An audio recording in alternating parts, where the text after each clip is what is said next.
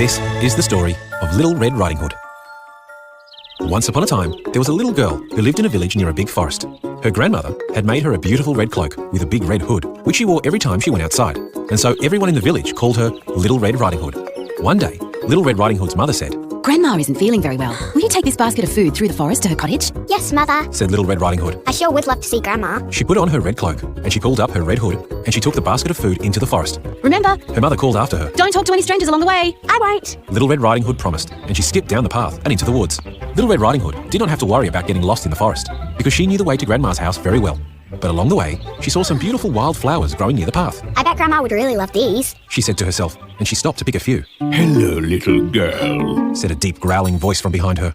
Little Red Riding Hood was very startled. She spun around and saw a big bad wolf standing in the shadows between two trees. Hello. Said Little Red Riding Hood. She didn't know that the wolf was bad, and she had already forgotten her mother's words about talking to strangers. "Where are you going on this fine day?" Asked the big bad wolf. I'm going to my Grandma's cottage on the other side of the forest. Said Little Red Riding Hood. She isn't feeling very well, so I'm bringing her this basket of food and these flowers. "What a sweet girl you are." Said the big bad wolf. He smiled and showed his mouthful of sharp teeth. The big bad wolf was quite hungry, and he was not interested in the basket of food. I had better be going. Said Little Red Riding Hood. Bye. And she skipped off down the path. The big bad wolf's stomach grumbled and growled with hunger, and suddenly he had an idea. As quick as he could, he ran through the forest all the way to Grandma's cottage. The sneaky wolf opened the door very quietly and found Grandma asleep in her bed. He picked up the old woman, opened his great big mouth, and he swallowed poor Grandma in one gulp. Then the big bad wolf climbed into the bed and pulled the blanket up to his chin. He put on Grandma's glasses and her nightcap, and he waited for the little girl to arrive with her flowers and basket of food.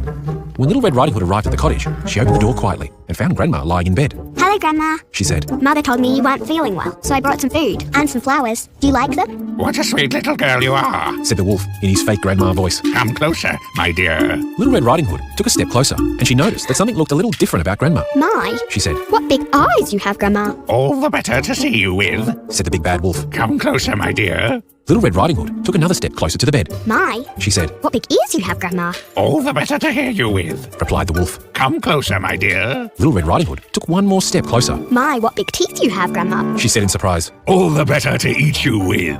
Growled the big bad wolf. He jumped out of the bed, and as he opened his great big mouth, Little Red Riding Hood shrieked and tried to run, but the hungry wolf grabbed her up and swallowed Little Red Riding Hood in just one gulp.